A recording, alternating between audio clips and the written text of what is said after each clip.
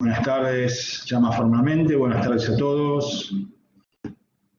Para los que no me conocen, mi nombre, más tarde voy a poner la cámara, tenemos una tarde medio inestable en cuanto a conectividad, así que no voy a poner la cámara por ahora, voy a esperar un rato. Mi nombre es Marcelo Folari, soy docente de la materia Producción Musical 1, que es eventos musicales, en dos carreras, que es Producción Musical y Creación Sonora, dentro del área de Diseño y Comunicación de la Facultad de Diseño de la Universidad de Palermo. Así que soy además, empezando por el último título, profesor en Ciencias Sociales, productor musical egresado de esta universidad, de la Universidad de Palermo, licenciado en Sociología, guitarrista, y también trabajé muchos años en lo que es marketing e investigación de mercado por más de casi 25 años, así que soy como una persona multifacética en algún punto. Y bueno, uní mis dos amores, la música y el marketing, así que de alguna manera creo estar en condiciones para dar esta presentación para todos ustedes. Vamos a arrancar, estamos todos listos, conectados, se va uniendo gente, buenísima. Bien, arrancamos. Bueno, podríamos empezar diciendo que en realidad para empezar a hablar de marketing para músicos, en realidad nosotros tendríamos que empezar a entender varias cosas, ¿no? Lo primero es entender un poco el contexto en donde opera el negocio de la música, ¿sí? Esto no es menor, digamos, entender no solo el contexto general, después vamos a hablar un poco más de esto, sino el contexto del negocio en sí mismo, ¿sí? Que es los otros puntos que es fundamental, qué cosas suceden en el negocio de la música, qué cosas están atravesando el negocio de la música, algunas estadísticas, algunas tendencias. Y también es importante entenderse uno mismo, y de esto vamos a hablar bastante también hoy, porque es fundamental para poder planear nuestras carreras en este negocio, ¿sí? Lo primero que tal vez debemos entender antes de entender al resto es entenderse uno mismo, y eso a veces cuesta, no es una tarea que uno podría decir que es fácil, ¿sí? A ver si puedo conectar la cámara para que por lo menos al principio me pueden ver. Ahí arranca, por lo menos por unos minutos. Si se vuelve inestable, lo saco, ¿sí? Bien, ahí estamos, ¿cómo están? Lo que vamos a ver hoy es algunos conceptos básicos. Bueno, hablamos de entender. Vamos a hablar un poco de lo que es el ecosistema de la industria musical. Vamos a hablar un poco de las discográficas. Vamos a hablar de los festivales. Vamos a hablar del streaming, ¿no? Están de moda hoy en día, en este contexto de pandemia. Vamos a hablar un poquito de los nuevos modelos de recitales también que hay, dando vueltas por ahí. Vamos a hablar de los cambios generacionales del consumo de música, vamos a hablar de tecnología, vamos a hablar de qué queremos hacer como músicos, vamos a hablar de públicos, qué quiero hacer con mi público, qué quiero hacer con mi carrera en la música, ¿sí? Cómo comunicar mis actividades, ¿sí? Cómo planificar y bueno, pensar algunos conceptos básicos en cuanto a la estrategia como artista, ¿sí? Como para cerrar esta presentación, ¿sí? Tenemos 2 horitas, creo que vamos a llegar relativamente bien. Algunas preguntas fundamentales que nosotros nos tendríamos que hacer en líneas generales es, primero, cómo opera el negocio de la música. Cuando hablamos cómo opera, quiere decir cómo se desarrolla el negocio de la música, ¿no? Qué se vende, qué no se vende, qué se escucha, qué no se escucha, qué géneros hay dando vueltas. No voy a entrar mucho en detalle en eso, pero sí me parece importante que empezar a tomar conciencia, ¿sí? De que esta es una industria que es compleja, ¿sí? Más allá de los tiempos actuales que estamos viviendo, ¿sí? Es una industria industria cambiante, es una industria muy relacionada con cambios de tendencias, con cambios culturales, con cambios tecnológicos. Los que estuvieron ayer en la charla que di sobre rock en el siglo XXI pueden ver que hay un montón de cosas en cuanto a la tecnología. Es una industria totalmente afectada por el desarrollo tecnológico también. ¿Cómo es el ecosistema de la industria musical? Esta es una palabra que está muy de moda en algún punto, pero que tiene relación absoluta con las carreras que uno puede realizar en el mundo de la música, ¿sí? Y vamos a ver que no necesariamente una carrera es única, ¿sí? Hay muchas posibilidades posibles, ¿sí? Y un tercer punto es también, y esto en el contexto donde está muy de moda hablar de los músicos autogestionados, o de autogestión en la música, pensar cómo podemos gerenciar un proyecto musical, o nuestro propio proyecto, o nosotros mismos también. Estos tres puntos son absolutamente centrales y implica que uno no puede andar con una actitud general de, bueno, yo soy músico, toco y está todo bien, digamos. Hay que involucrarse y hay que entender muchísimos de los cambios que están ocurriendo en el negocio musical hoy en día, ¿sí? Cualquier pregunta que quieran hacer, está el chat habilitado. Yo me gusta interactuar, así que no hay ningún problema en que quieran escribir, en que quieran hacer algún comentario o plantear alguna pregunta en el chat. Veamos un poco el ecosistema de la industria musical, ¿no? El ecosistema de la industria musical, cuando se habla de ecosistema, se habla de todo un conjunto de actividades en el sentido más amplio que hacen al negocio de la música en forma directa o indirecta. Esto tiene que ver mucho, y lo puse en esta presentación, principalmente porque entiendo que hay una amplia gama y posibilidades de carreras dentro del negocio de la música, ¿no? Vamos a ver un poco de esto después, retomarlo, pero existen muchas posibilidades para desarrollarse en el ámbito musical. Vemos ya desde como el hombre de marketing de las compañías discográficas tradicionales y actuales también, y las compañías más independientes, el hombre que se dedica al A&R, ¿sí? Que es Artisan Repertoire, el hombre de marketing, el hombre que buscaba los talentos, que busca los talentos dentro de las compañías discográficas, ¿no? Ese que huele lo que sucede alrededor en cuanto a talentos músicos, ¿no? El que va hurgando en diferentes formas por las redes sociales, yendo a ver conciertos, ¿no? El hombre que generalmente muchas veces ha sido un artista y otras veces no, ¿no? Esa es una posibilidad para entrar en una compañía discográfica, ¿no? En general tiende a ser una persona que entiende mucho también de publicidad, de promoción, de difusión, ¿sí? Todo lo que tiene que ver con prensa y comunicación, ¿sí? Pero también tiene un olfato artístico especial. Si uno de ustedes lo tiene, bueno, esa podría ser una posibilidad. Después está la parte más legal de la música, ¿no? Lo que tiene que ver con los derechos de autor, con el tema con la propiedad intelectual, ¿sí? Generalmente, obviamente, suelen ser generalmente abogados, pero también puede implicar gente que entienda o que le interese el tema de las autorías y de las propiedades intelectuales, que hoy está como muy de moda también, sobre todo con el tema del streaming, es un tema que se está hablando mucho, ¿no? Todo lo que tiene que ver también con los derechos de sincronización, lo que tiene que ver con la relación de la música con los espectáculos, ¿no?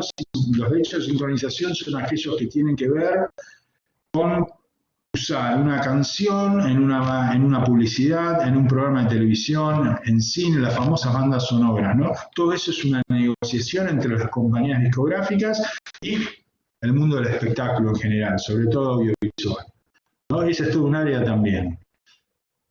Otro punto es todo lo que tiene que ver con el manejo del catálogo, ¿no? Todos los que conocen cómo funcionan las compañías discográficas saben que el gran negocio de las compañías discográficas son los catálogos, ¿sí? Toda esa especie de biblioteca musical que tienen las compañías. Eso es lo que le da valor a una compañía discográfica, ¿no? Obviamente, cuanto más reputado, conocido es un artista, seguramente el catálogo va a valer más. Esto es todo un tema también interesante, porque tiene que ver con, por ejemplo, ¿sí? ¿Cuánto vale un artista en el mercado musical? Y hay todo un debate que tiene que ver en la actualidad, sobre todo con los artistas de lo que llamamos, por ejemplo, la era clásica del rock, comparados con los artistas actuales, ¿no? No es lo mismo si uno habla de un artista que empezó hace 3 años que de un tipo que empezó hace 30 años y tiene 15 discos editados. El valor de mercado seguramente de ese artista clásico vale mucho más. No es casualidad que en los últimos años hayamos visto en la industria musical reediciones, catálogos, documentales, bueno, todo eso es manejo de catálogo también. Después tenemos todo lo que tiene que ver con el management y booking de artistas, ¿sí? Todos los que son los managers de los artistas, todo lo que tiene que ver con el buqueo o el seleccionar artistas para los diversos shows. Eso es un área muy específica, todo lo que es management artístico, porque en la carrera acá de producción musical lo vemos mucho, ¿sí? Todo lo que tiene que ver con el trabajo de los shows en vivo, ¿sí? Ya sea en vivo en el formato de previo a esta nueva normalidad o en el formato de streaming, digamos. Hay todo un trabajo de un equipo de trabajo que son los productores que se encargan de los shows en vivo, en desarrollar ese trabajo, ¿no? Desde artística, técnica, logística, catering, ¿sí? Ambientación, selección de espacios musicales, armado de giras, toda la cuestión que tiene que ver con la hospitalidad, todo lo que tiene que ver con el tránsito de artistas de un lugar a otro. Todos esos temas son posibilidades también de trabajo en la industria musical. Hay que hablar de todo lo que tiene que ver con el derecho de imagen de los artistas y el merchandising, ¿no?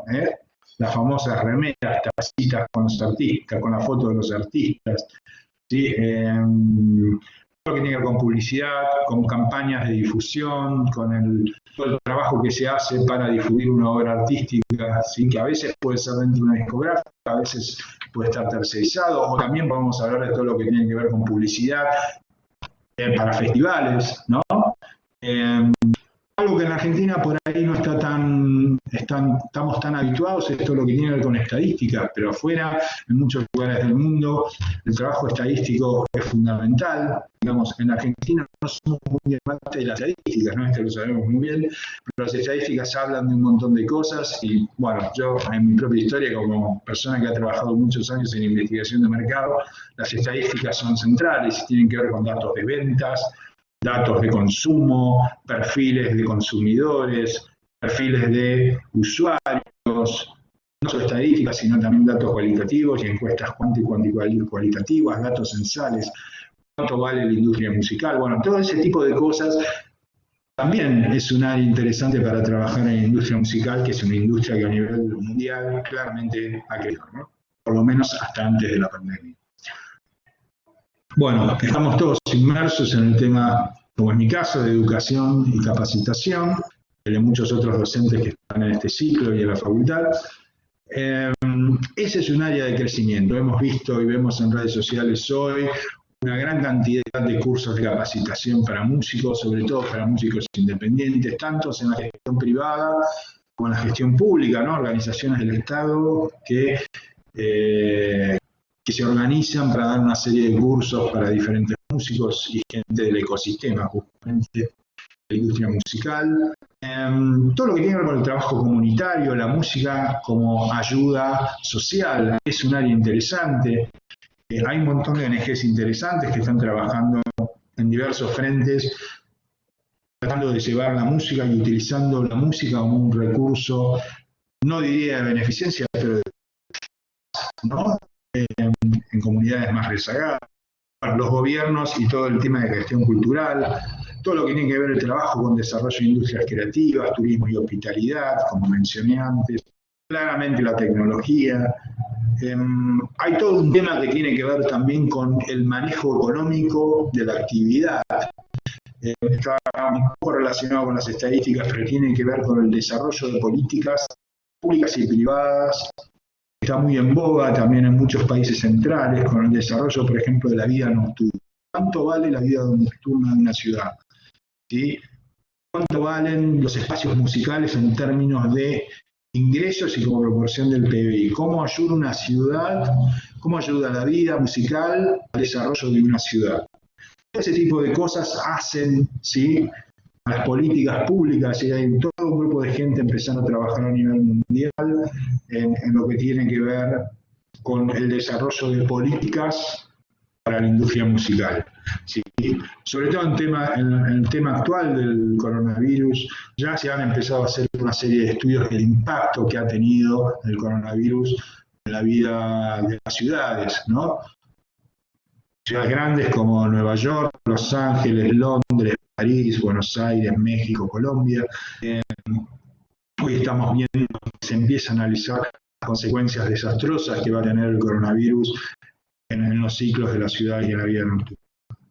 Bueno, toda la cuestión técnica, sonido, luces, videos, todo el armado de escenarios, todo lo que tiene que ver con la técnica en un espectáculo musical, lo que es producción propiamente dicha, producción ejecutiva, o financiamiento como en una industria discográfica, o producción artística en un artista determinado, ¿no? Lo que tiene que ver con servicios profesionales, hospitalidad, por ejemplo, es un buen ejemplo, ¿no? Cuando se hace una gira, hay que buquear hoteles, hay que ver qué pasa en las aduanas, todo ese tipo de cosas también son áreas de trabajo de la industria musical. Claramente el mundo de los instrumentos musicales y todas las clases de instrumentos musicales es también parte del negocio de la música y del ecosistema de industria, y también todo lo que tiene que ver con servicios creativos. Dicho esto, me parece importante decir que todas estas son posibles áreas de trabajo dentro de la industria musical. Bien, cualquier comentario lo pueden hacer de vuelta en el chat. Dicho lo anterior, es interesante, esto está sacado de las estadísticas que tiene CAPIF, que es la Cámara Argentina de Productores de la Industria Fonográfica. Este es el trabajo del 2019. ¿Sí? Y acá podemos ver un dato duro que es absolutamente central. ¿Sí? Es el 73% de la industria musical en Argentina, es un promedio bastante acercado a lo que es la industria a nivel internacional. Corresponde a la música en vivo, ¿no? Estamos en tiempo de pandemia y claramente hoy podemos ver, dicho esto, que la industria musical ha perdido el 73% de sus ingresos. Esto es un dato duro. Es como si una mesa, lo repito, lo dije ayer y lo vuelvo a decir hoy, es como una mesa de 4 patas le sacaran 3 y la mesa se cae, ¿no? Claramente ahí, hoy la industria musical en tiempos de coronavirus tiene un serio problema, ¿sí? Es para pensarlo, ¿sí? Y para ver cómo se va a retomar. O sea, vamos a empezar la industria musical en la pospandemia con un 73% menos de ingresos. Esto es un dato muy, muy duro. Otro dato interesante abajo a la izquierda es que el 62,4% de los ingresos tienen que ver con ventas digitales. Hoy solo el 8% tiene que ver con ventas físicas. ¿Sí? El 28% tienen que ver con los derechos de comunicación al público, ¿no? Por ejemplo, la música que se pasa en hoteles, en supermercados, en shopping centers, ¿no? Esos son ingresos también que tienen que ver con los derechos de comunicación. Vamos al chat siguiente, y esto para entender un poco el contexto de cómo la música se va desarrollando en el negocio. La música se desarrolla en un negocio musical. El contexto en donde estamos. Vamos a ver un poco las discográficas, ¿no? Y lo voy a hablar muy brevemente, porque en realidad no todo el mundo lo sabe. Pero me parece importante mostrarlo acá en esta presentación sobre marketing, ¿no? Una discográfica básicamente lo que hace es un gran productor de fonograma y videograma. Yo mencionaba antes lo del catálogo, y básicamente lo que quiere decir es que la industria lo que hace es contratar artistas para grabar sus canciones, ¿no? Y lo que hace luego básicamente es producir, distribuir, comercializar y distribuir esa música. A cambio de cierta exclusividad que el artista puede tener tanto en un lugar determinado como también en un tiempo determinado, ¿no? Alguien firma un contrato con una discográfica por 5 años para trabajar y promover esa música en algún país determinado. Puede ser un país, una región, el mundo entero, etc. ¿Sí? A cambio de eso, las compañías se quedan con el máster, ¿sí? De la grabación.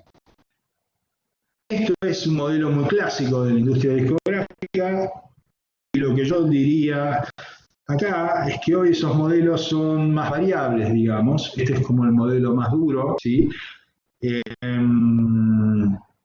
obviamente hoy hay una cierta laxitud en diferentes tipos de modalidades contractuales. Pero en líneas generales esto es lo que hace una discográfica, ya sea grande, ya sea una multinacional, una empresa local, puede ser una compañía independiente. Básicamente este es el trabajo. Una cosa que es importante decir con esto es que la discográfica no es dueña de la canción, sino es dueña de esa grabación, ¿sí? Hay un autor y un compositor, pero de esa grabación específica es lo que es dueña la compañía discográfica, ¿sí? Si se termina un contrato y un artista quiere grabar otra versión de la canción, bueno, otro. Bien. Si tienen preguntas, no tengo ningún problema en responderlas, escriban en el chat, cuanto más interactivo para mí es mejor. En este contexto actual, por lo menos hasta antes de la pandemia, lo que podíamos decir es que había, sobre todo en el siglo XXI, una serie de tendencias que muchas veces se viven como contradictorias, ¿sí?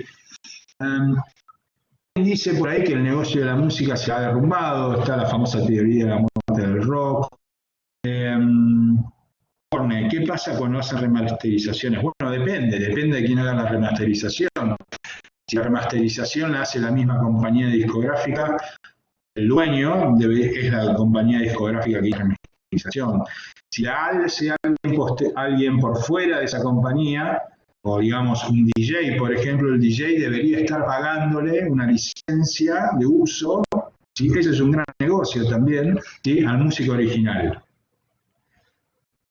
¿Cómo funciona esto en las distribuidoras de Spotify? Las distribuidoras, no vamos a hablar mucho de distribución hoy, pero básicamente las distribuidoras reemplazan a la vieja persona que iba con los discos bajo el brazo de la disquería.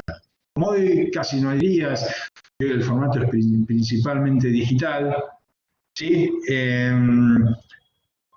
Las distribuidoras como CD Baby, Dito y todas las otras que hay dando vueltas, lo que hacen es te distribuyen esa música en las diferentes plataformas digitales, a cambio de un porcentaje que tiene un costo de unos honorarios, podemos decirlo así. Ese es el negocio, ¿sí? Básicamente de las distribuidoras, ¿sí?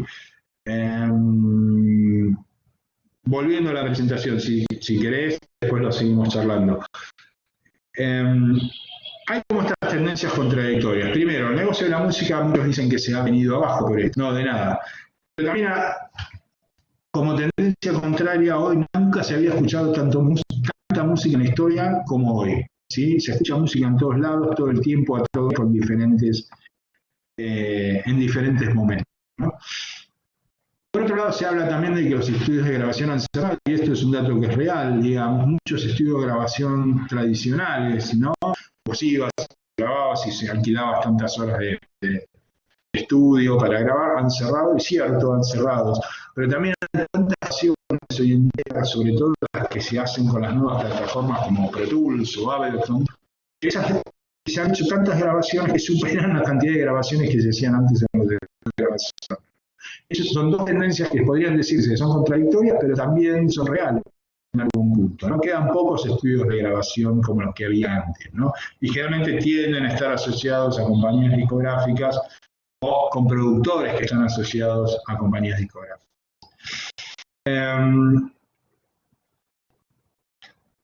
La tendencia de las giras, ¿no? Hay músicos que le van más o menos, que no pueden realmente llegar a un lugar y decir, bueno, vendí mínimo una cantidad de entradas para cubrir los costos, porque hay una especie de sobreoferta musical por todos lados, pero también está la verdad es que, como vimos en el dato anterior, el 73% del mercado vive de las giras y de los recitales en vivo, antes de la pandemia, ¿sí? También se dan esas tendencias, ¿sí? Ahí lo que hay que ver es un poco quién sale a tocar, en dónde toca, qué lugar toca, cómo cambian las tendencias, etc. Otra tendencia es interesante, un artista importante saca canciones pero no pagan de manera justa, y también hay artistas que ganan mucha plata con los servicios. Sucede de todo, ¿sí? Hay de todo. Como yo decía en otra charla, hay 20 millones, ¿sí? 2 millones de artistas y 50 millones de canciones, por ejemplo, en Spotify, ¿no? Ahora Spotify vive tal vez de 500 artistas. Esa es la realidad. No todos los artistas tienen los recursos necesarios. Voy a sacar un poco la cámara, chicos. Logran hacer los ingresos necesarios, ¿sí?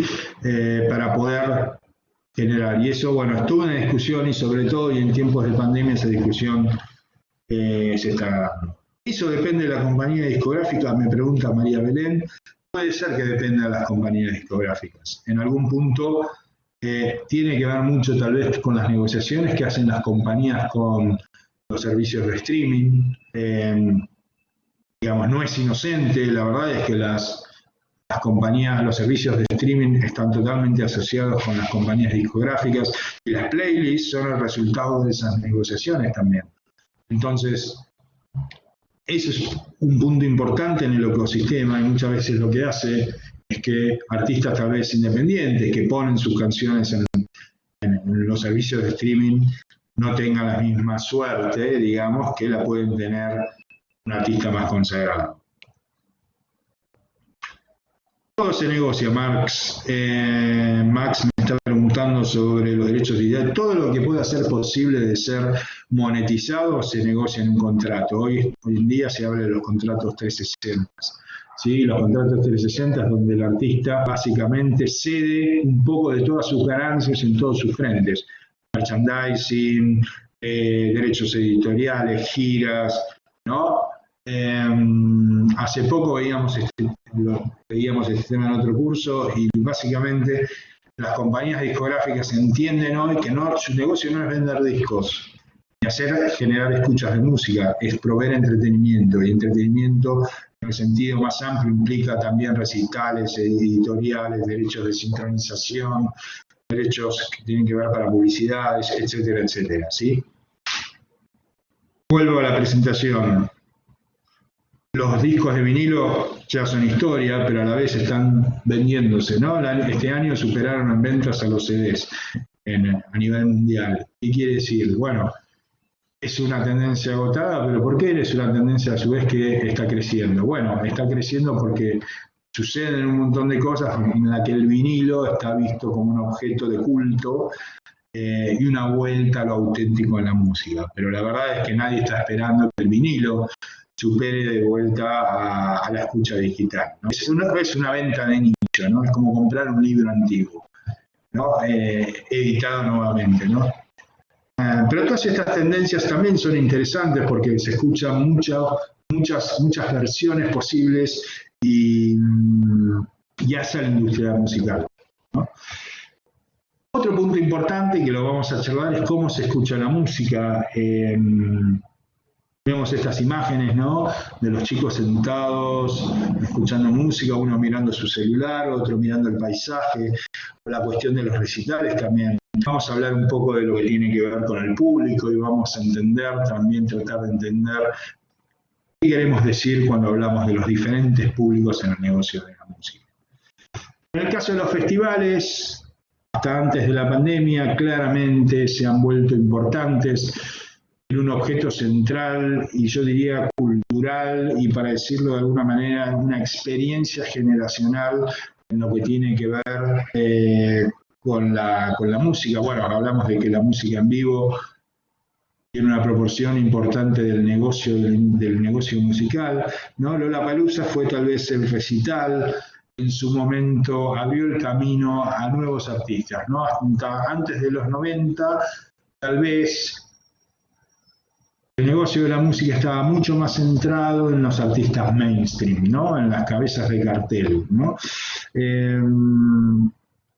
Lollapalooza en su momento abrió la oportunidad a un montón de artistas que en su momento en Estados Unidos eran emergentes. Lollapalooza fue concebido inicialmente como el festival o la gira de despedida de James Addiction, la banda donde tocaba Farrell, pero abrió la oportunidad a toda esta especie de nación alternativa, como se llamaba en ese momento, a toda una serie de artistas que tal vez no eran artistas mainstream, pero sí eran artistas que empezaban a tener importancia en un costado de la industria musical.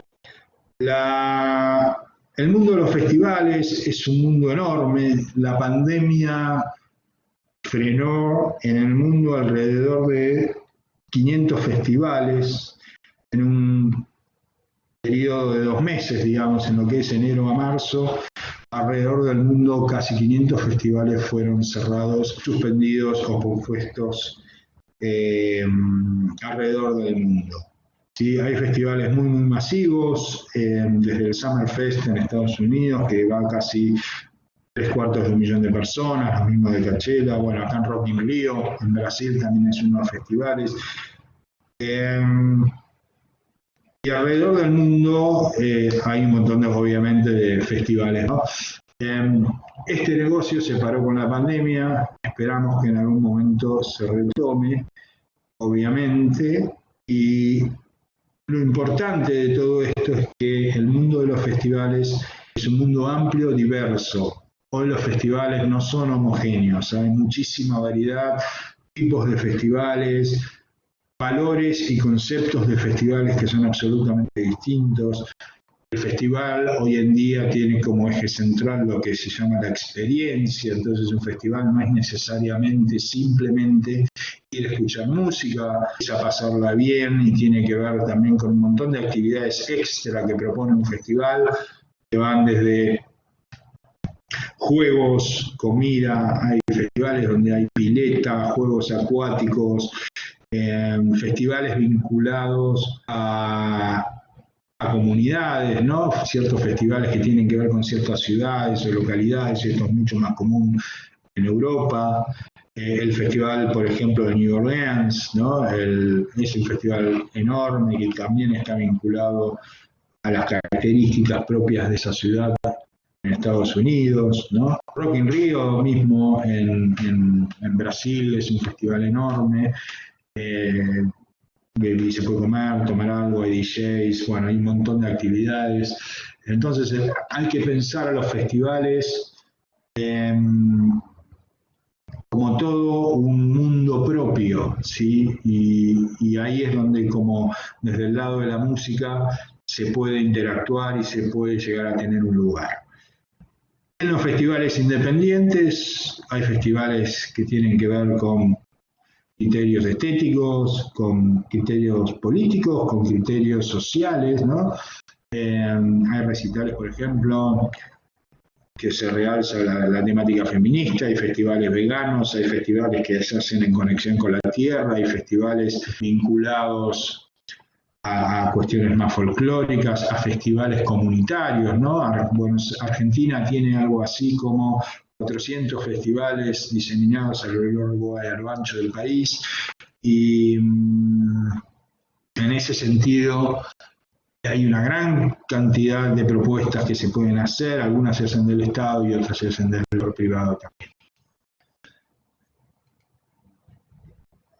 Bueno, acá una imagen de diferentes festivales, son 3 festivales archiconocidos en la región, desde el Cosquín Rock, ¿sí? En Argentina, o el Stereo Picnic que se hace en Colombia, o el Vive Latino que se hace en México, como para nombrar 3 festivales importantes que se hacen en la región, ¿sí?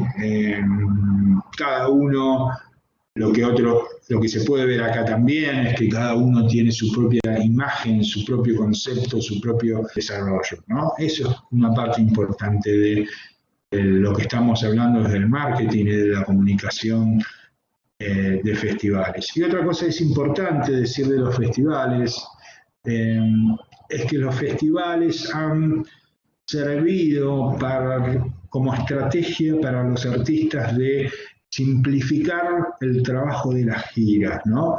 En ese punto se puede decir que, por ejemplo, un artista quiere hacer una gira por Europa en algún momento, y en vez de organizar la gira contactando a 40, 50 lugares o espacios musicales en ese continente, básicamente lo que hace es contactarse con los promotores de festivales. Entonces, por ahí, lo que hace ese promotor, le gusta la propuesta y lo pone en 4 o 5 festivales distintos en diferentes locaciones. Eso lo que hace es básicamente simplificar todo el proceso del vivo para el artista, ¿no? Reduce costos de viaje, reduce logística, reduce el tema de aduanas, ¿no? Hay como toda una política de simplificación y también por eso en algún punto los festivales se han vuelto tan trascendentales, ¿no? En el negocio de la música y sobre todo para hacer todo este circuito que tiene que ver con la presentación de la música en vivo o material discográfico. Bien, hasta acá vamos bien. ¿Queda claro todo esto más o menos de por qué un festival es importante? Bueno, porque tiene que ver con esta experiencia, tiene que ver con el negocio en vivo, tiene que ver claramente con la industria musical. Bien, sigamos adelante. Dicho esto, la evolución del negocio de los festivales ha cambiado a lo largo de las décadas.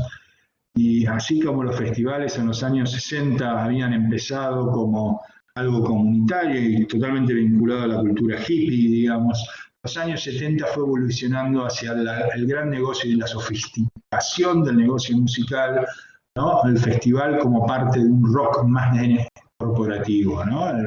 El negocio de la música, ¿no? La época tal vez más dorada de la industria musical, ¿no? De los grandes artistas, del mainstream, el rock de estadios, ¿no? El rock de estadios fue un concepto que, tratando de revertir esta cosa de vayan a un campo abierto, casi 500.000 de personas, bueno, empezó a funcionar como un ajuste del negocio para evitar toda una serie de situaciones que se daban cuando estaban desbordadas las rutas, los campos, ¿no? Iban a una ciudad pequeña y te caían 500.000 de personas, ¿no? En los 80 tiene que ver con las comunicaciones globales, claramente, tiene que ver con la globalización de las comunicaciones, MTV, ¿sí?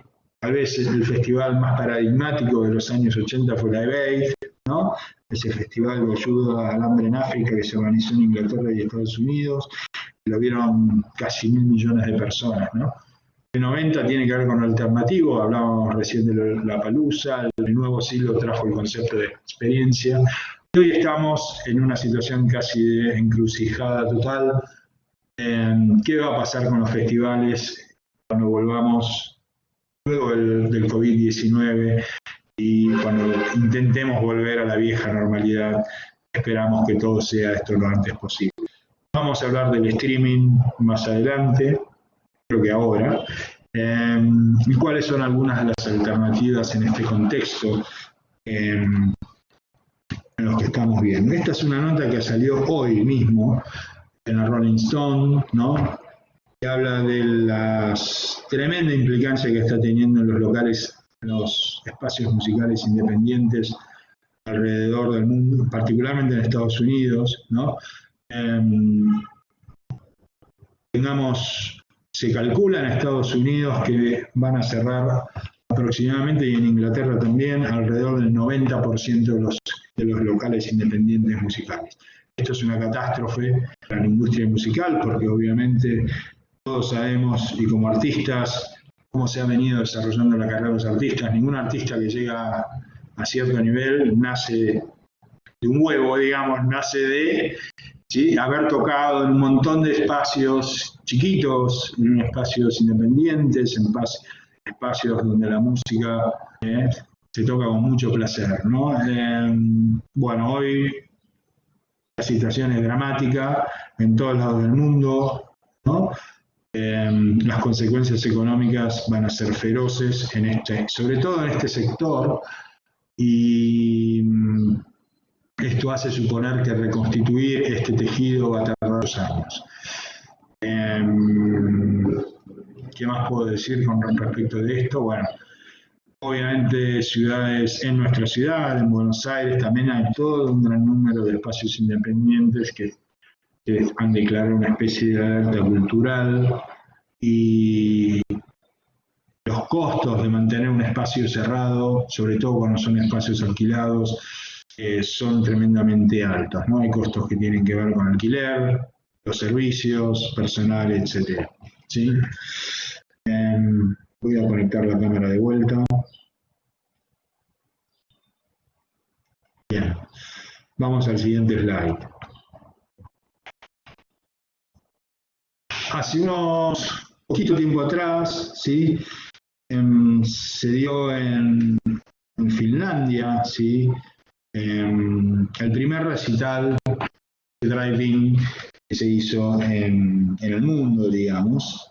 Mark Lagan, que era el músico, ¿sí? El músico finlandés, hizo este recital, obviamente abrió un camino, una solución que podemos llamar salomónica a una situación, y la verdad que es una situación que en el contexto funciona, ¿sí? Es retomar esta idea del autocine, retomar la idea de algo que no existía hace muchísimos años en el mundo, que era como ir a ver un espectáculo en un auto, ¿no?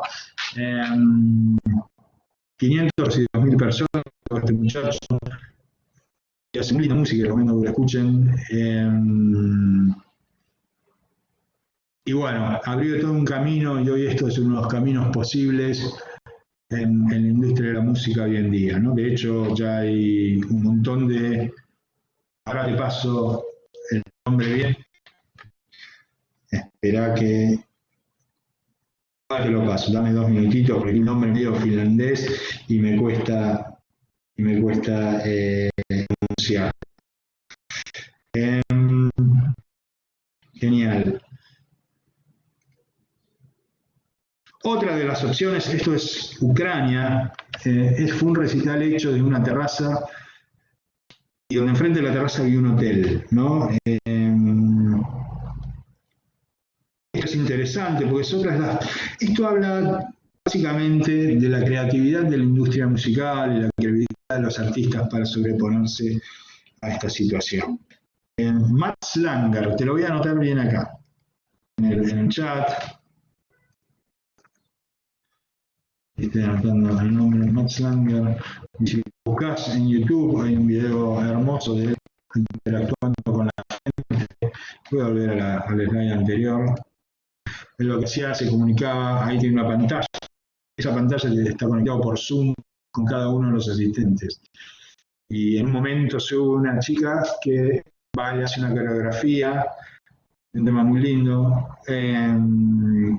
Y bueno, es un lindo ejemplo de cómo sobreponemos en este momento a esta situación, ¿no? En realidad lo que quiero decir también es que esta es una industria creativa, y que pase lo que pase, vamos a tratar desde la industria de buscar alternativas a toda esta situación a medida que se va desarrollando, ¿no? Hasta que el impacto no pase y hasta que no se dan los contagios, hasta que no haya una vacuna y hasta que no esté todo el mundo inmunizado, es muy difícil pensar que vamos a volver a los recitales en vivo que teníamos previo a la pandemia, ¿no? Los americanos ya están hablando del 2022, Inglaterra está hablando del 2024, recién para hablar de cierta normalidad, ¿no? Mientras vamos a empezar a adaptarnos y a convivir con estas situaciones, ¿no? Esto para poner un poco el contexto de lo que estamos hablando. Esto creo que fue en Ucrania, ¿no? Otra forma de hacer, terraza frente a un hotel y donde la gente iba en burbujas de 3 o 4 personas a ver el show en vivo. Muy interesante también, creo que está en YouTube, lo pueden conseguir. Otro modelo es el modelo de los lugares cerrados, pero con distancia de 1 o 2 butacas entre cada asistente. Esto, si no me equivoco, fue el recital de John Fender, creo que Texas, Arizona, no me acuerdo en este momento, pero también es un modelo que se está utilizando cuando empieza a haber ciertas aperturas, ¿no? Es un poco como lo que pasó acá antes de la pandemia, la cuarentena, cuando se abrieron los cines ya el último fin de semana y se vendían entradas espaciadas, ¿no? Otro modelo es el recital en un espacio abierto, con mesas hexagonales. Esto creo que es en Asia, no me acuerdo si es en Tailandia exactamente. También son formas de hacer los recitales que se están haciendo hoy en día.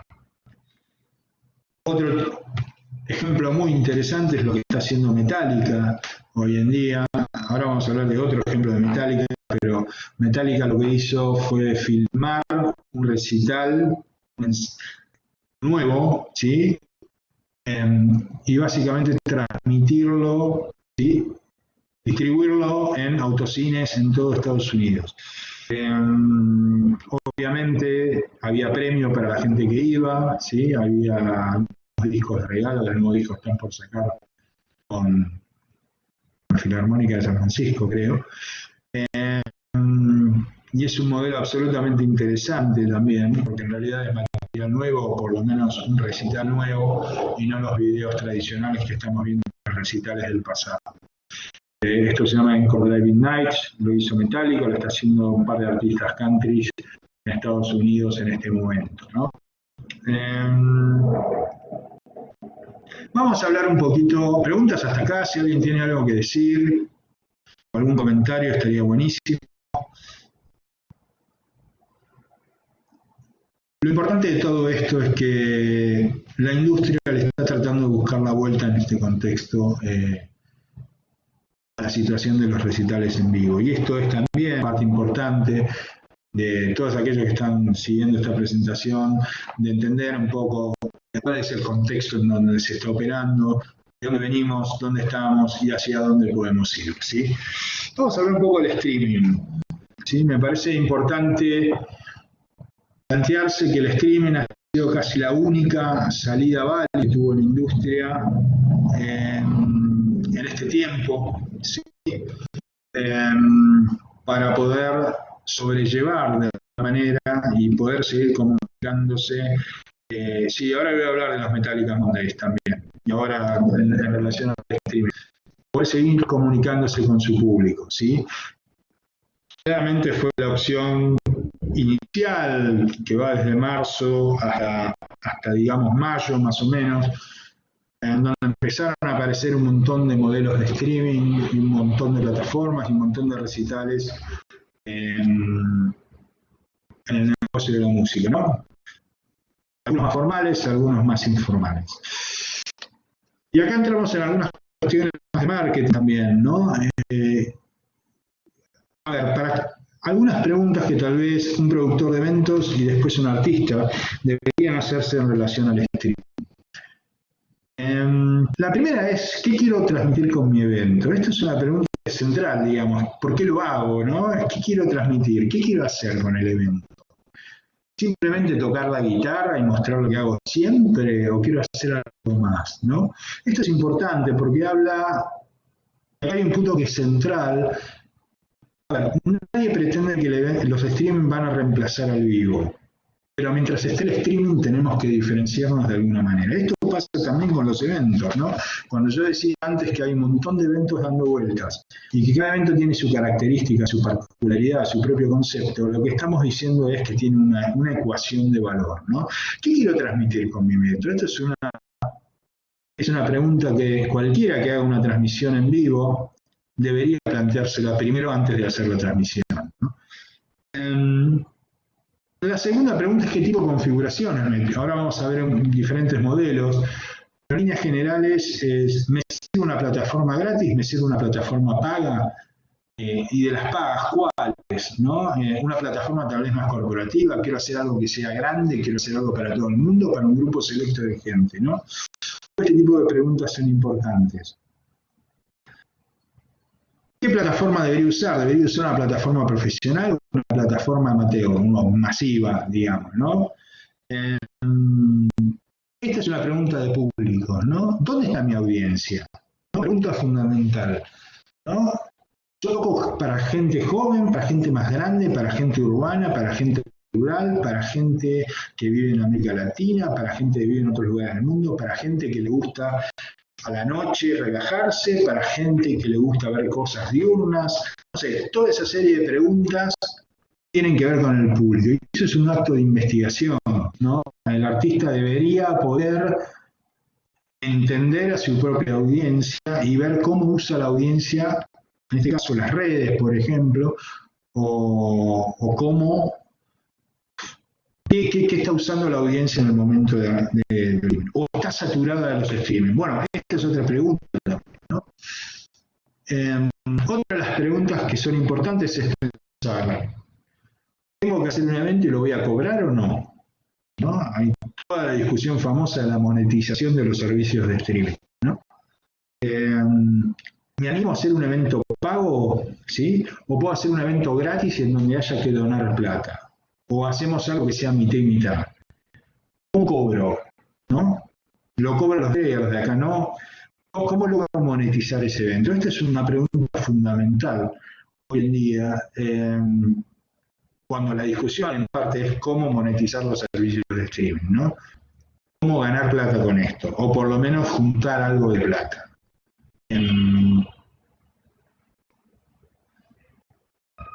Hay plataformas que permiten, por ejemplo, donar dinero, ¿sí? A la gorra, por ejemplo, ¿no? Hacer la famosa gorra virtual, ¿no? Y esto también es una... Twitch, por ejemplo, permite hacer eso. Ahora vamos a hablar de algunas plataformas. Uno de los objetivos, en realidad, que en este contexto está teniendo las plataformas de streaming es generar, más que generar ingresos, es generar comunidad. ¿Y qué quiere decir eso? Básicamente, generar una interacción con los fans, generar un grupo de gente que tal vez puede no ser numeroso, pero que sea gente que te sigue, que está atenta a lo que vos haces como artista. Esto es absolutamente central, ¿no? Es casi un modelo opuesto al modelo de que me sigan miles de personas, ¿no? Esta cosa como se venía dando hace 3, 4 años, donde uno compraba seguidores en las redes sociales para tener más fans. Hoy el trabajo que se está buscando es lo opuesto, ¿no? A veces es mejor tener 10 fans leales que 1000 fans que nunca te ven, digamos, ¿no? Este es un poco la idea.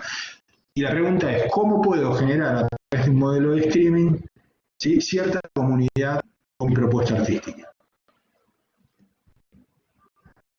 La última pregunta debería ser, bueno, ok, ¿busco hacer algo interactivo o busco hacer algo que sea más un concierto donde la gente me escuche, se siente y me escuche en una plataforma igual? Para eso hay plataformas que permiten más interactividad y plataformas que permiten menos interactividad. ¿No? Y retomando también algunas preguntas que se pueden hacer es, ¿cuáles son los modelos de negocios? ¿No? Hay plataformas, desde las plataformas gratuitas, y ahora vamos a ver los modelos más comunes, ¿no? Las de las redes sociales, hasta plataformas mucho más sofisticadas, ¿no? Donde hay otro modelo de negocios posible, digamos, ¿no? Por ejemplo, donde el que no le cobra al artista y le cobra al público, o le cobra al artista y al público, ¿no? Y es cuestión de investigar eso también, ¿no? Algunas están afuera, en otros países, otras acá. De vuelta a preguntarse quién es mi público, ¿no? También es interesante, a veces la pregunta es dónde se ve o dónde se transmite, ¿no? ¿Puedo hacer una transmisión solo con mi teléfono o tengo que hacer algo más sofisticado, ¿no? El público mío, ¿la va a ver dónde? ¿En un celular, en la tele, en smartphone, en un Smart TV o en una computadora o en todos? Digamos, esas son preguntas absolutamente centrales, ¿no? ¿Es una plataforma de streaming en tu idioma o está en otro idioma? ¿Eso limita el acceso de la gente o no, ¿no? ¿Es una plataforma conocida o no es conocida? ¿No? Todas esas cosas se empiezan a preguntar, son herramientas que nos sirven a nosotros para preguntarnos qué hacer con esa plataforma.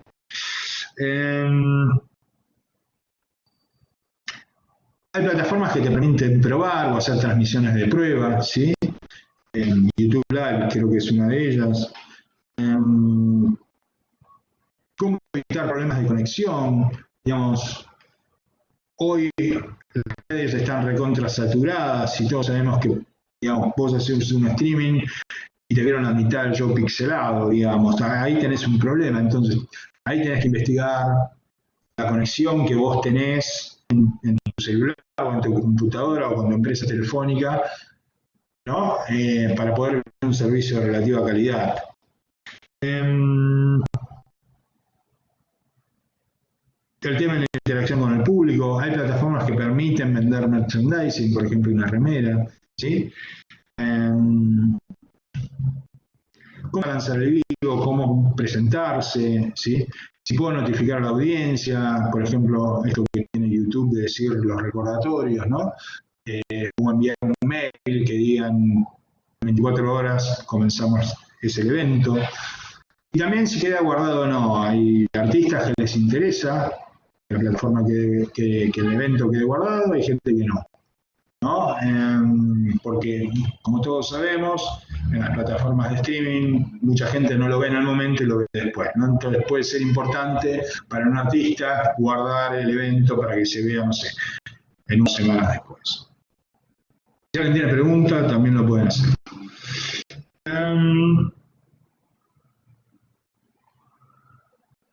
El contenido en el live streaming. Acá es un punto interesante. Voy a hacer una especie de tipología de los servicios de live streaming que son interesantes. Hay como tres grandes modelos en todo esto, ¿no? El primero tiene que ver con la intimidad y el contacto. Esto que yo decía de la comunidad, ¿no? Yo el ejemplo que mejor tomo, o más me gusta, es el de una chica que es una DJ y artista inglesa, muy joven, que se llama Hannah Wins, que está en Twitch. ¿Sí? Ella el año pasado hizo un disco interactuando con la gente, ¿no? Y tiene una base tremenda de fans en Twitch, ¿no? Que la siguen con cada transmisión.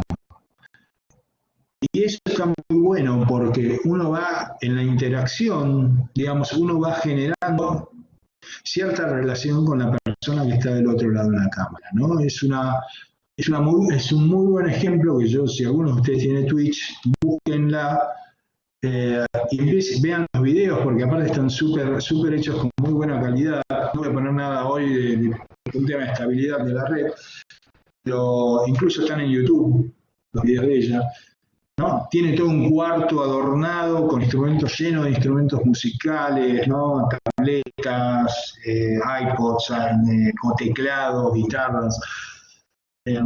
Y es un ejemplo súper interesante de alguien que trabaja todo el tiempo hablándole a la gente, ¿no? Y recibe todo el tiempo idas y vueltas en mensajes, en una interacción constante con su público. Y eso le ha creado una gran base de seguidores leales, ¿no? Que esperan cada vez que ella se conecta, creo que 1 o 2 veces por semana en Twitch. Otro modelo tiene que ver con la Hannah Wins, está escrito en la presentación. Hannah Wins. En YouTube con Hannah, la puedes buscar.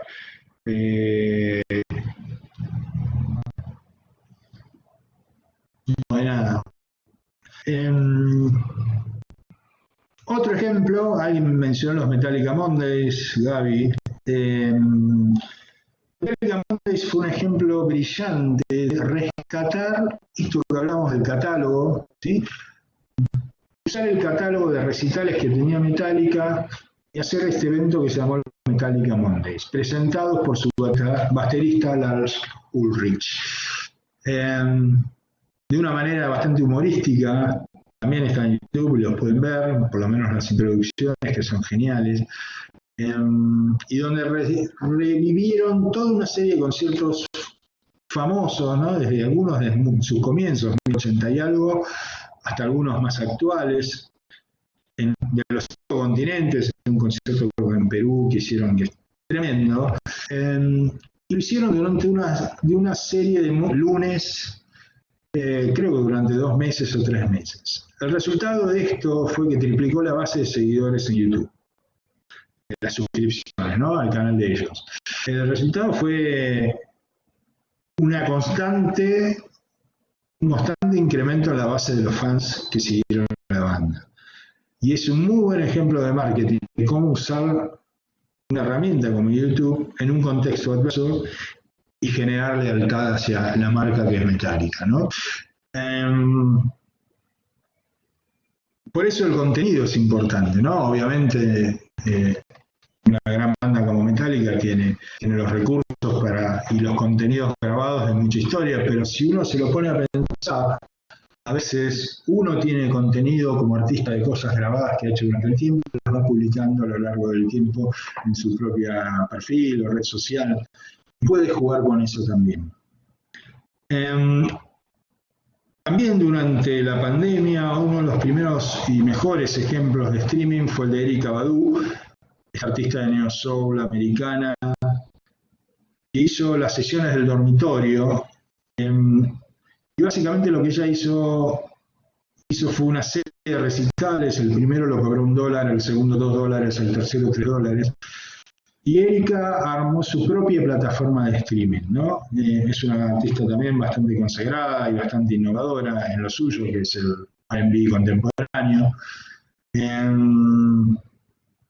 Ahora, su show fue un show casi que retoma la beta de la psicodelia y del funk psicodélico de los años 70, ¿no? Multicámara, cámaras angulares, luces, improvisaciones, humo, un show que casi era una experiencia onírica en sí misma, ¿no? Erika Badu, las pueden buscar como Bedroom Sessions, estoy entrando en el chat. En YouTube también los pueden ver. Y es un ejemplo, bueno, ella hizo algo que puedo hacerlo, que tal vez el resto de los mortales no, que es hacer transmisión satelital, para evitar las disparidades de banda que hay en Internet, ¿no? Pero es un ejemplo tremendamente interesante y que habla de algo que se está hablando hoy en día, y es que hoy, para salir de todo este cúmulo de streamings que estamos teniendo todos los días, lo importante es hacer una propuesta que sea de alta calidad, ¿no? Una propuesta que sea diferente, única, innovadora, ¿no? Y esto tal vez lo puede hacer cualquier artista emergente, pero también lo puede hacer, digamos, hay artistas consagrados que lo único que hacen es salir a un escenario y tocar como si estuvieran tocando hasta el año pasado, y la verdad no dicen nada. Y lo de Erika fue realmente un punto de inflexión, y hay un montón de trabajos que hablan sobre el de Erika Badu, estas Bedroom Sessions que hizo en Estados Unidos hace unos días. Entonces, como tres lados de este triángulo sería valor agregado y calidad, intimidad y contacto y consistencia a lo largo del tiempo, ¿sí? Bueno, esta es Ana, ¿no? Este es el ejemplo de Ana, es una foto de ella tocando en su dormitorio, lleno de instrumentos, está todo muy producido, digamos, ¿no? Con esos muñequitos atrás, su micrófono, los auriculares, ¿sí? El teclado, ¿sí? Pads, ¿sí? Y ella constantemente va interactuando con los artistas, ¿no? Vamos a hacerla. Bien, hablemos un poquito de los servicios de live streaming. En los últimos meses, una de las cosas que ha pasado es que ha habido una especie de boom de servicios de live streaming, que han aparecido muchos nuevos, ¿no? En el negocio, simplemente porque el negocio necesita de una gran variedad de servicios.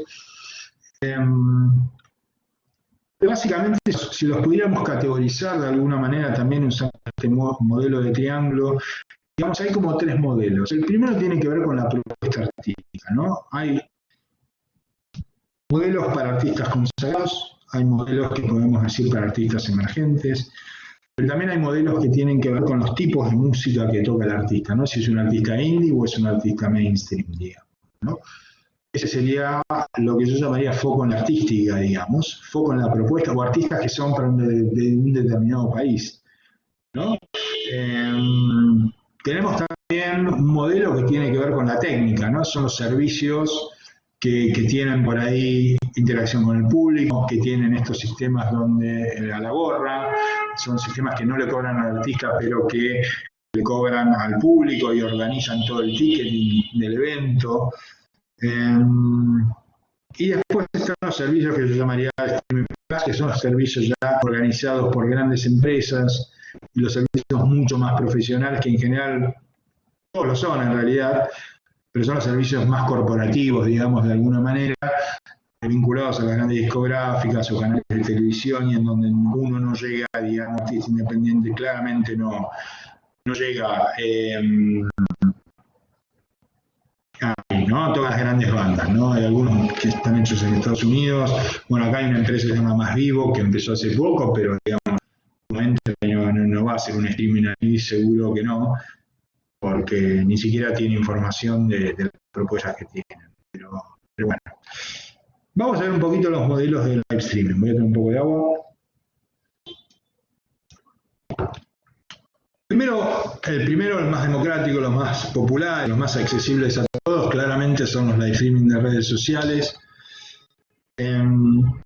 Más allá de entrar en detalles, lo importante es que son masivos, que todo el mundo puede acceder, todo el mundo puede, cualquiera que tenga una red social, que hoy en la Argentina hay casi 40 millones de seguidores en Facebook y un número bastante grande en YouTube y en Instagram también, digamos. Todos los días vemos servicios o live streamings que se van dando en las redes. Acá como dato para mí interesante es que se pueden hacer charlas, se pueden hacer, hemos visto un montón de charlas, de hecho yo también doy charlas por Steam, por Instagram. Puedes hacer algún recital, puedes hacer un curso, puedes hacer un montón de cosas y básicamente no tiene un costo, ¿no? Las limitaciones son las propias redes, ¿no? Instagram son 55 minutos, Facebook en cambio puedes hacer un Facebook Live que dura hasta 8 horas. Las limitaciones de YouTube es que tenés previamente a hacer el YouTube Live, están dadas por la cantidad de uso que vos le das a la red previo a hacer ese vivo. No, hay que leer las condiciones del servicio para poder entenderlos, pero claramente es donde se ha dado una inusitada acción como resultado de la pandemia, ¿no? Son como las más abiertas y más populares, sin duda. Acá vemos la foto de John Legend, Camila Cabello, ¿cómo se llama este muchacho? Harry Styles, Chris Martin de Coldplay haciendo sus Instagram. O sea, no solo no somos los mortales comunes, sino grandes estrellas también que han hecho esto, ¿no? La segunda opción tiene que ver con el streaming corporativo. Todos conocemos las plataformas Google Meet y Zoom, todo el mundo da Zoom, digamos, pero es interesante para hacer propuestas más cerradas. Se puede hacer algún tipo de recital, ahí por ahí la necesidad tiene que ver más con algún plugin, en el caso de Zoom por el tema del sonido, pero en los fondos de pantalla, con lo cual no ven el fondo de tu casa, eso está bueno. Y para cosas que por ahí no necesariamente tienen que ver con música, ¿no? Una charla o una clase, ese tipo de cosas, y cuando vos querés generar una conexión con tu comunidad un poco más chica, digamos, o más intimista, tal vez esas herramientas sirvan mucho mejor, ¿no? Y las terceras son las plataformas ya más profesionales que están apareciendo, hay un montón, uno busca streaming en Google o en los buscadores y van a ser un montón de opciones, sobre todo a nivel internacional. Algunas están más geolocalizadas, otras no, pero es bueno el objetivo de investigar, ¿no? O sea, hay opciones para trabajar y para desarrollar tu propio negocio dentro de esas plataformas. Algunas definiciones que tienen que ver con el streaming. Primero, el streaming hoy es la herramienta casi única que tiene la industria para generar y mostrar contenidos musicales en tiempos de pandemia. Sin duda ha sido el vehículo más eficiente, eso ha quedado claro. Como dije recién, surgen todos los días nuevas plataformas a nivel mundial. Algunas son más cerradas, otras más abiertas, bueno, ya lo expliqué antes.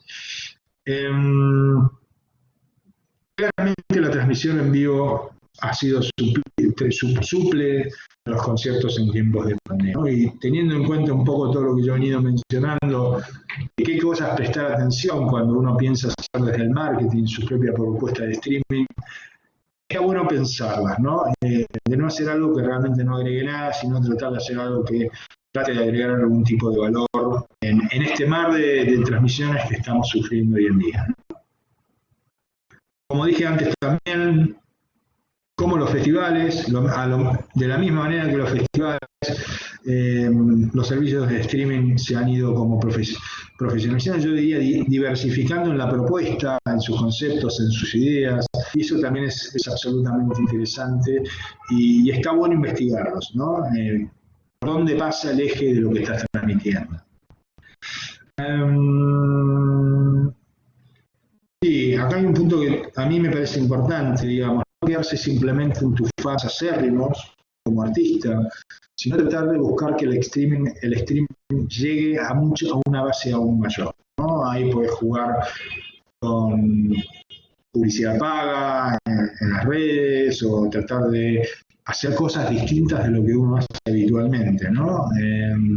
Qué sé yo, formatos nuevos, públicos nuevos, no sé, por ejemplo, si uno hace música, no sé, folclórica, puede pensar en hacer un recital para chicos o para gente mayor o para un grupo de gente determinado, puede ir como abriendo mercado.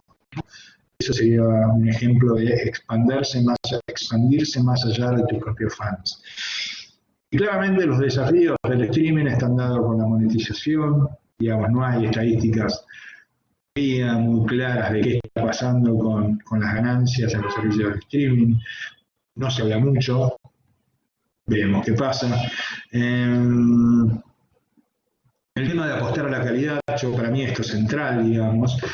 El streaming no va a desaparecer cuando vuelva al vivo, pero sí lo que puede llegar a pasar, voy a sacar la cámara porque me empieza a dar cierta inestabilidad, no va a reemplazar al vivo, quiero decir, pero cuando quede el streaming lo que va a quedar y lo que se va a hablar es lo que se hizo bien, mejor, con más calidad, como propuesta diferenciadora, ¿no? Como propuesta de diferenciación. Y también importante esta cosa de trabajar la calidad y el desarrollo de las comunidades, ¿no? Esto me parece un punto importante. Bien, vamos a cambiar un poco el tema. Desde el marketing y como punto importante, yo acá me quiero meter en un tema que tiene que ver más con lo cultural. Y es entender que los públicos han cambiado, digamos, ¿no? O sea, sobre todo, yo no sé el perfil de etario de ustedes, de que están del otro lado, me encantaría saberlo. Pero me interesa remarcar que, digamos, toda la cultura de la industria musical tiene que ver, juega en un mundo diverso, digamos, ¿no? Yo algo que mencionaba en otra charla era que uno miraba la cultura rock hasta el 2000 más o menos, hasta los años 90, y una de las cosas que uno podía encontrar era que había una homogeneidad, ¿no? Todos seguíamos más o menos a los mismos ídolos, ¿no? Había un ídolo en común, qué sé yo, los Beatles, Bob Dylan, ¿no? Cierto estilo de música en los años 80, el grunge en los 90, digamos. Y todo eso se fue diversificando a medida que la tecnología fue ofreciendo nuevas formas, nuevos gustos, nuevos consumos, nuevos estilos musicales, ¿no? Hoy se habla de que hay casi 2000 subgéneros en la música rock, ¿no? Cuando el rock nace casi 2 o 3 géneros musicales, ¿no? La música country, el blues, etc. Bien. Acá uno me pone su edad, 35 años. Está muy bien. ¿Y qué tiene que ver esto? Bueno, tiene que ver porque en realidad hoy hay una gran diversidad. La cultura rock no es central hoy en día en el mundo contemporáneo. La cultura rock es casi un gusto más. Y esto hay que decirlo, ¿no? No todos los jóvenes o la gente joven adulta se identifica con la música como un elemento ordenador y central de sus vidas, ¿no? La gente se identifica viendo esta foto, yo pongo el ejemplo, pero a la gente le gusta viajar y su mayor aspiración y su mayor gusto tiene que ver con los viajes y por ahí no con la música, simplemente con viajar alrededor del mundo, agarrar una van. Digamos, esto hoy está lo vemos en las redes, también gente que muestra sus viajes alrededor del mundo. Lo que tiene que ver con el deporte, ¿sí? Hoy tal vez hay gente que le interesa más ir al gimnasio todos los días que quedarse escuchando un video, viendo un video, escuchando música, ¿no? O la gente que le gusta la comida, entonces le gusta ir a probar restaurantes nuevos, ¿no? Son estilos de vida, ¿no? Y en esa diversidad es importante también considerar que la música forma parte ya no de la centralidad de la cultura, como funcionaba hasta hace unos años atrás, sino también con algún tipo de centralidad de otros gustos y de otros valores. Y eso a mí me parece importante. Esto es interesante porque habla también en algún punto de que tenemos que estar atentos a los cambios sociales y a los cambios culturales que se dan en las sociedades contemporáneas y sobre todo en los grupos que más consumen música, que son los grupos más jóvenes, lo que se llaman los millennials o los centennials. No voy a entrar en detalle porque si no vamos a tratar de ganar tiempo. Vamos a ir hacia los centennials. No, los centennials es el grupo más joven, ¿sí? Son los que hoy tienen más o menos 20 años, 20 y algo, ¿sí? A diferencia de otros grupos generacionales, es la primera generación de nativos digitales, hiperconectados, ¿sí? Claramente buscan información en las redes y en internet todo el día, en algún punto se consideran autodidactas y si quieren algo, lo buscan en la web, googlean y lo quieren ya, ¿sí? Otro punto interesante, esto en la música ha tenido una vuelta de tuerca, es todo el tema de la sexualidad, ¿no? Creo que hay 2/3 de los centennials se identifican como heterosexuales, ¿no? Y digamos, son normas mucho más laxas y rígidas lo que tal vez mi generación, claramente que tenía mi generación. Y bueno, esto ha dado toda una serie de movimientos dentro de la cultura rock, ¿no? Movimientos feministas, toda la onda de la cultura trans o LGBTQ, digamos. Todo este tipo de cosas hoy son percibidas por un pibe de 20 años como normales, digamos, ¿no? Y alguien tal vez de mucha más edad se asusta, pero esto ha implicado un montón de artistas que han surgido dentro de esta forma de percibir la sexualidad, ¿no?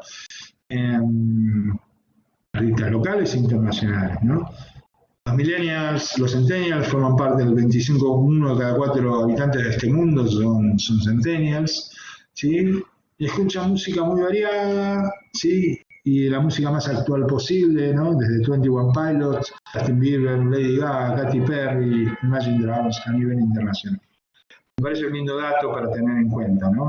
Y no necesariamente escuchar el rock clásico que escuchamos nosotros. Vamos a hablar un poco de plataformas, así muy rápidamente.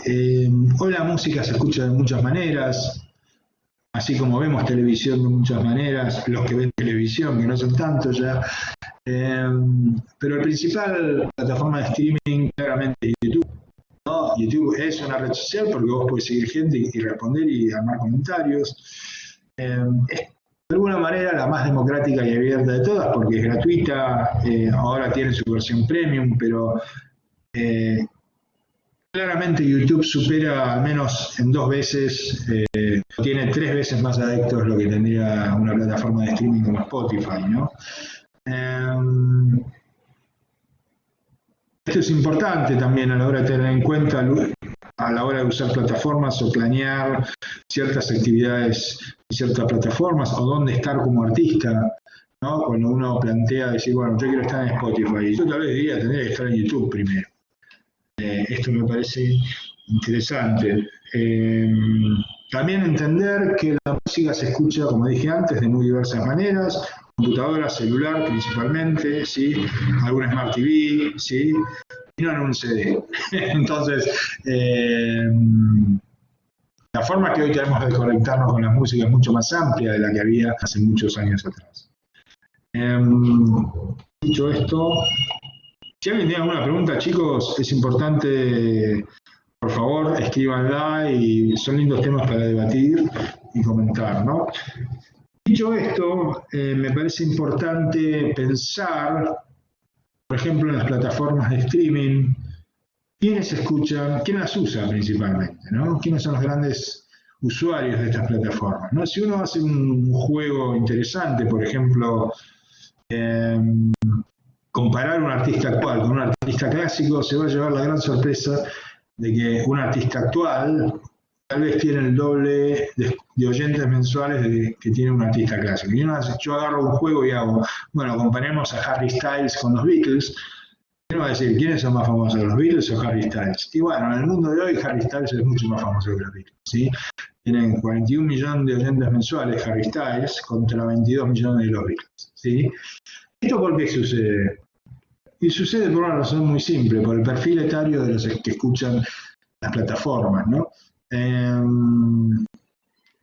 Una estadística reciente dice que 7 de cada 10 usuarios de las plataformas de streaming son centennials, millennials y centennials, ¿sí? Este es un dato, o sea, cuando estás poniendo tu música en una red como en un soporte como es Spotify, por ejemplo, claramente tu público es millennial o centennial. Esto quiere decir que si vos sos un artista ya más maduro o tocas para un público más maduro, no te va a cambiar la ecuación estar en el Spotify. Esto es algo que tal vez lo debamos tener en cuenta, ¿no? Me gusta esta comparación. Claro, decime, o escribime mejor, si quieres decir algo, escribilo en el chat, no tengo ningún problema. Bien. Los servicios de streaming en general, una de las cosas más interesantes que ha venido a proponer Spotify, en realidad es un gran cambio con la cultura tradicional de cómo se escuchaba música, bueno, se nos fue claro, es cómo se agrupan las canciones, ¿no? Uno puede hurgar en Spotify u otras plataformas de streaming según un modelo más clásico que es buscar por género, por ejemplo, ¿no? El modelo de cuando uno iba a la disquería, si alguno de ustedes fue a una disquería alguna vez, uno hurga busca jazz, busca heavy metal, busca tango, busca folclore argentino, bossa nova, etcétera, etcétera. Otra forma interesante que generó Spotify es lo que se llaman las playlists contextuales, ¿no? Esta forma de decir música para ir a trabajar, música para hacer yoga, música para comer, música para tomar mate, música para descansar, música para estar contento, música cuando estoy triste, chill, ¿no? Cuando quiero bailar, etcétera. Bueno, todo este tipo de cosas, en algún momento, tal vez en los 90 empezaron un poco, cambiaron mucho la forma de escuchar la música, ¿no? Y ahí es donde entra también el negocio de la industria discográfica, ¿no? ¿Qué escuchamos cuando queremos estar contentos? ¿Cuándo escuchamos cuando estamos tristes? ¿Qué escuchamos cuando vamos a trabajar? ¿Qué escuchamos cuando vamos al gimnasio y queremos entrenar duro, ¿no? Este tipo de cosas es interesante, habla de una nueva forma de armar o definir el negocio de la música, y claramente representa un nuevo parámetro en organizar la música disponible, ¿no? Un poco charlando del vivo, de vuelta me gusta mencionar, bueno, hablamos un poco de la importancia que era la música en vivo en el negocio de la música. El Live Nation, que es el promotor más importante de Estados Unidos, hoy visiblemente afectado por la pandemia, mencionaba hace tiempo atrás mucho más importante el negocio de la música en vivo que la música en streaming, no simplemente para dar un dato de la importancia del streaming en el negocio, del recitales en el negocio de la música. Bien,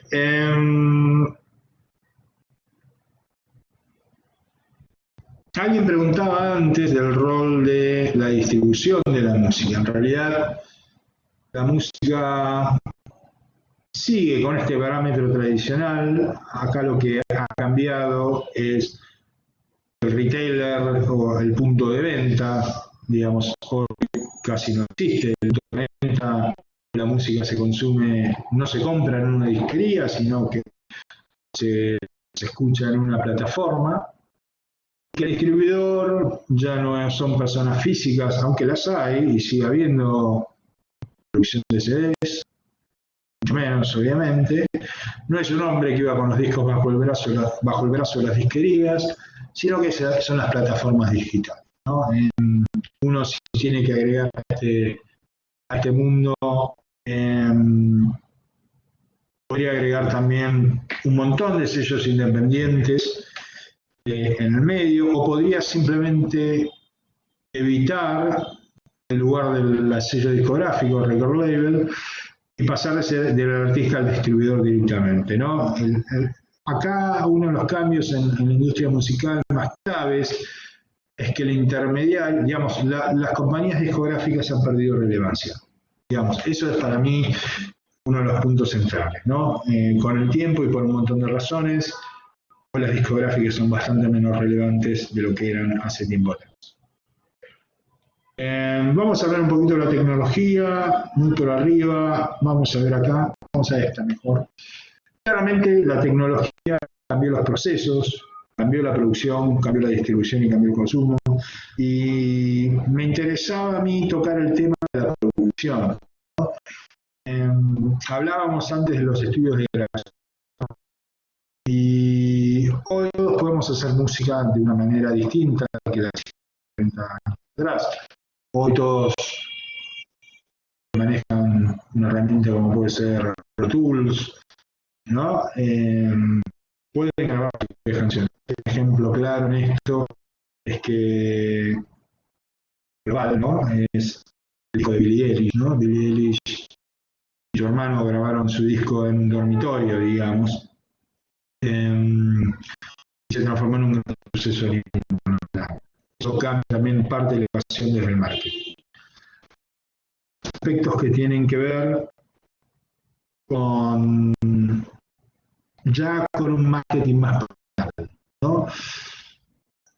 Acá me parece interesante plantearse qué es lo que quiero hacer con la carrera musical, ¿no?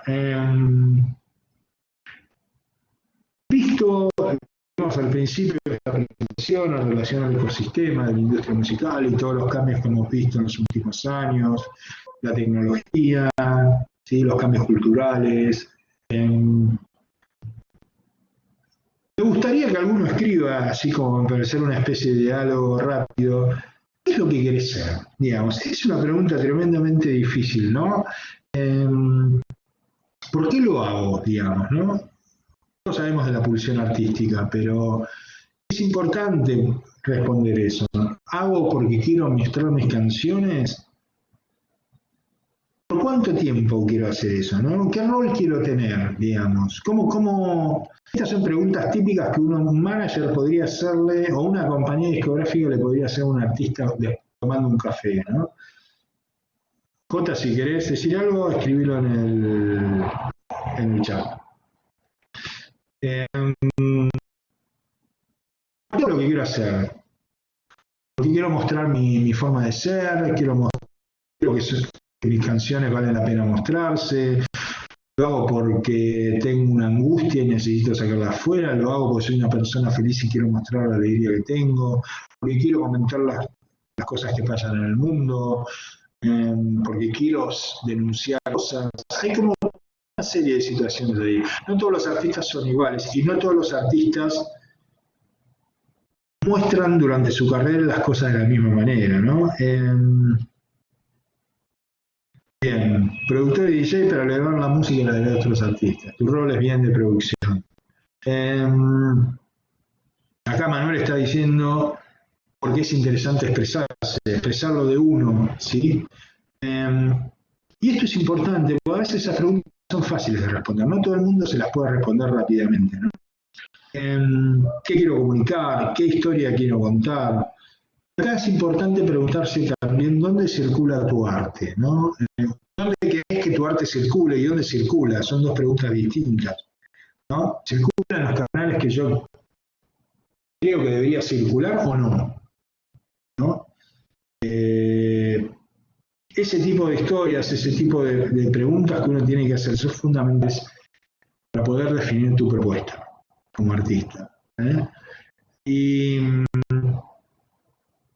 a su vez está vinculado con algo que muchas veces a las personas les gusta hacerse, que es un propio análisis FODA, que es el análisis usado en marketing, que es de fortalezas, debilidades, oportunidades y amenazas, ¿no? Que es un análisis, fortalezas y debilidades son internas, oportunidades y amenazas son externas, ¿no? ¿Cuáles son mis fortalezas? ¿No? Preguntarse uno mismo, ¿en qué cosa destaco? ¿Sí? ¿Qué es lo que me hace a mí ser mejor, ¿no? Y cosas me salen no tan bien. A todo el mundo todos tenemos cosas que a veces a nosotros no salen de la mejor manera posible. ¿Qué oportunidades tengo en el mercado? ¿Qué amenazas hay en el mercado hoy en día? Compito con mucha gente, por ejemplo, las oportunidades porque el estilo que yo estoy haciendo crece, ¿no? o decrece. Las amenazas es que hay mucha gente compitiendo con lo que yo hago, o mi música no se escucha más, es una música fuera de época, no sé. Bueno, estas son todas preguntas fundamentales que todo artista debería hacerse como primer punto para poder avanzar en una carrera musical, ¿no? Y preguntarse qué quiero hacer, ¿no? Y puede existir, digamos, fuera de época. Si a alguien le gustan las big bands, tal vez suene un poco fuera de época, ¿no? No sé, digo, o puede haber un fuera de época, no sé. Una música, no sé, un artista masculino que haga música bien machista, por ejemplo, ¿no? Eso fuera de época, puede ser fuera de época, ¿no? Un contexto, ¿no? Uno escucha ciertas canciones de otra época, ¿no? Y dicen, puta, estas canciones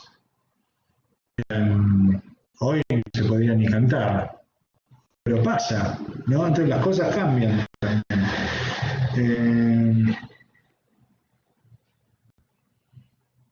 Que la gente conozca a los artistas con quienes se trabaja y su propuesta. Sí, obvio. Bueno, hablamos del qué, del cuándo también, ¿no? Esa es la pregunta. ¿Cuándo voy a...? Esto es importante, a mí me parece importante porque tiene que ver con la programación de tu carrera, ¿no? ¿Cuándo voy a hacer lo que tengo que hacer? ¿Qué tengo que hacer? ¿Cómo voy a difundirme? ¿Tocando, grabando, haciendo un video? ¿Cuándo? ¿Qué me conviene más? ¿Por dónde empiezo? ¿Qué fecha le pongo? Esto es importante. Son preguntas como muy bobas, pero a la vez que implican sentarse y pensarlas, ¿no? ¿Dónde? Es otra pregunta que es interesante hacerse, ¿no? Lo voy a hacer acá, lo voy a hacer en otro lado, lo voy a hacer en otro país, lo voy a hacer en mi ciudad, en mi barrio, en algún lugar determinado, ¿no?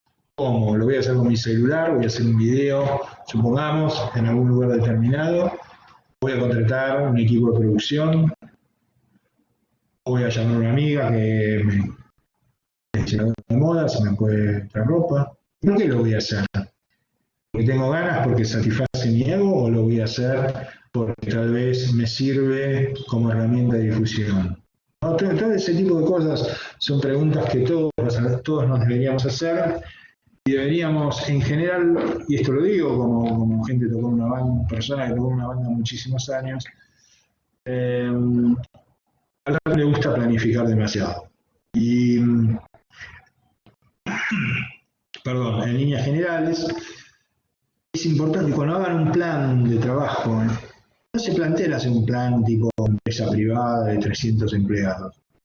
Son 5 o 6 puntos fundamentales y tratar de responder estas preguntas y armar una organización que sea para los próximos 6 meses, un año. ¿Sí? Y entendiendo el contexto, entendiendo los cambios culturales y entendiendo las situaciones que se viven hoy en día también. Bien, vamos a hablar un poquito del público.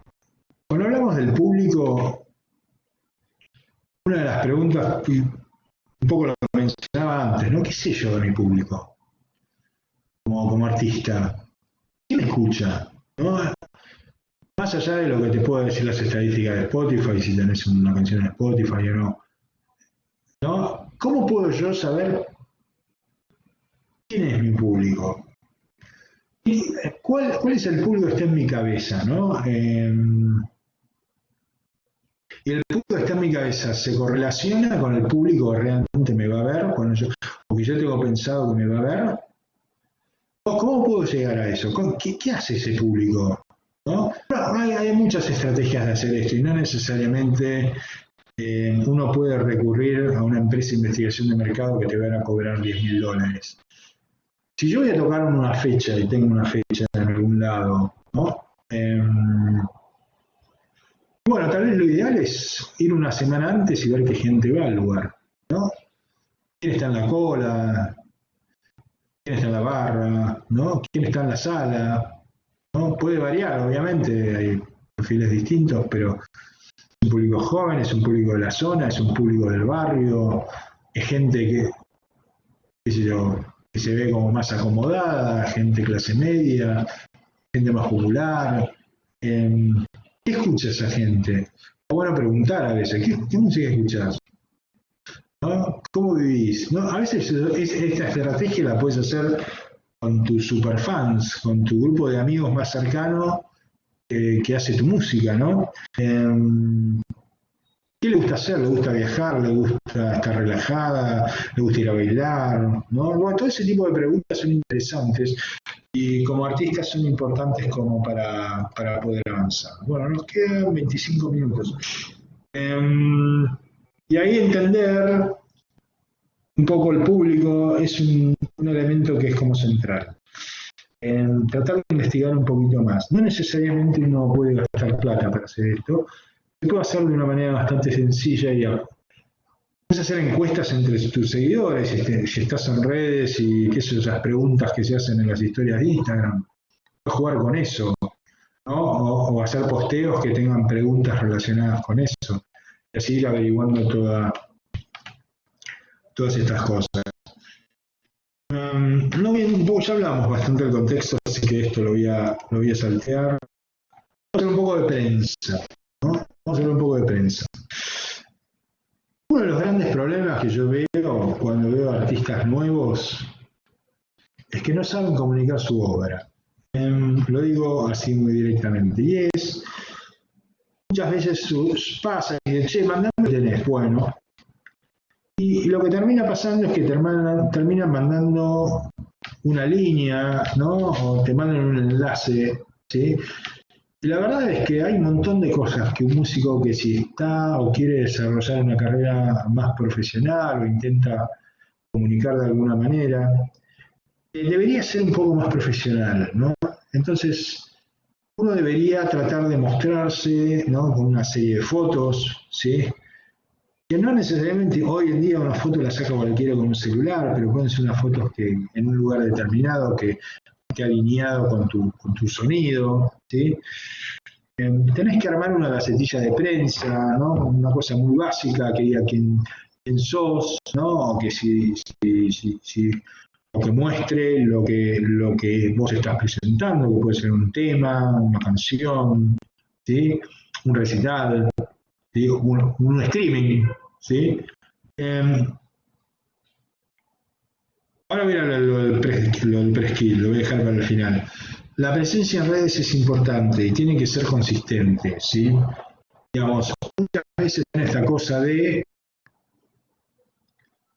tu perfil artístico mezclado con tu perfil personal, ¿no? La foto de la abuela en el cumpleaños con vos tocando, ¿no? No tiene nada que ver, digamos. La gente no quiere ver la foto de la abuela, salvo que seas, no sé, algún artista muy conocido que quede cool mostrar tu familia, pero digamos, tienen que estar diferenciados, esas cosas tienen que estar claras, tenés que tener un color, tenés que tener una estética, puedes mostrarte tocando, puedes mostrarte en un lugar, en una esquina, no sé, pero tiene que ser consistente. Si tenés 50 fotos en tu perfil de Instagram, que haya una línea, ¿no? Porque ¿de qué estamos hablando acá? Estamos hablando de contar tu propia historia, ¿no? Y tiene que ver con eso, ¿no? Lo que se llama el press kit, ¿no? El electronic press kit, que es básicamente tener una mini biografía, ¿sí? Contar tu historia, aunque no tengas mucho que contar, está bueno, ¿sí? Somos un grupo, somos una banda que nos conocimos en la escuela secundaria y a partir de ahí nos hicimos tan amigos y seguimos tocando, ¿no? Eso de saber qué biografía dice, eso es la biografía de YouTube. Si ustedes entran al perfil de Wikipedia de YouTube, es la historia de 5 chicos que iban al colegio, 4 chicos que iban al colegio, y terminaron siendo unas mega estrellas de rock. Es una cosa, es una historia pava, pero te están vendiendo una historia, ¿no? De tipos que se esforzaron y tocaron, qué sé yo, y llegaron a hacer algo. Bueno, pero uno lo puede hacer eso. Me vine a vivir de Rosario a Buenos Aires y a partir de ahí empecé a vincularme con gente de tal comunidad y los espacios culturales, me interesa el teatro, estudio cine, ¿no? Contar un poco, dar un perfil, ¿no? ¿Qué haces? ¿Qué hiciste? ¿Qué estás haciendo? Y lo otro es por qué se deberían interesar en vos, ¿no? Mi música refleja mis historias de vida, no sé, estoy pensando en voz alta, ¿no? Este tipo de cosas. Un press kit tiene también algún artículo de prensa, si alguna vez saliste ahí, o si alguien te mencionó en una nota, algún enlace a canciones, chequear que los enlaces no estén rotos, ¿sí? Que funcionen, alguna foto, algún diseño, ¿no? Esta presentación de PowerPoint tiene un diseño de PowerPoint, ¿no? Y se ve linda, digamos, pero porque busco darle un criterio, ¿no? Una estética, no es una hoja en blanco, ¿no? Entonces trato de dar un color, ¿no? Y siempre poner datos de contacto y de redes. Esto es fundamental. ¿A dónde te ubico? ¿Sí? Un teléfono, tiene que dar el teléfono, una dirección de mail, ¿sí? Tu perfil en las redes, tu arroba tanto, ¿sí? Estas cosas tienen que estar. Hay formas de hacerlo, hay páginas web que hacen un EPK y te ayudan a hacerlo. Esta es una página americana, si uno habla inglés lo puede hacer. Adobe también tiene la suya, lo pueden hacer en Canva, lo pueden hacer en PowerPoint, siempre que esté más o menos lindo. ¿Sí? Hay como formas de hacerlo. Tómense una tarde, un domingo a la tarde que uno esté aburrido y pues siéntense a hacer un EPK. ¿Sí? Esa es la recomendación. Bien, acá voy a uno de los puntos como para ir cerrando la charla de hoy. Cuando empezamos esta charla hablamos del ecosistema de la industria musical. A mí si yo cuento mi historia, yo soy un tipo que tocaba en una banda, pero laburé de noche y de día laburaba y laburé muchos años en marketing. Hice un movimiento horizontal, digamos, y después estudié producción musical y después empecé a investigar cosas, siempre me gustó la música y soy sociólogo, entonces siempre me gustó leer. Y en ese punto, yo lo que hice fue un salto, ¿no? Me moví horizontalmente, yo estaba en un punto y me moví hacia otro punto, ¿no? Diversifiqué mi carrera.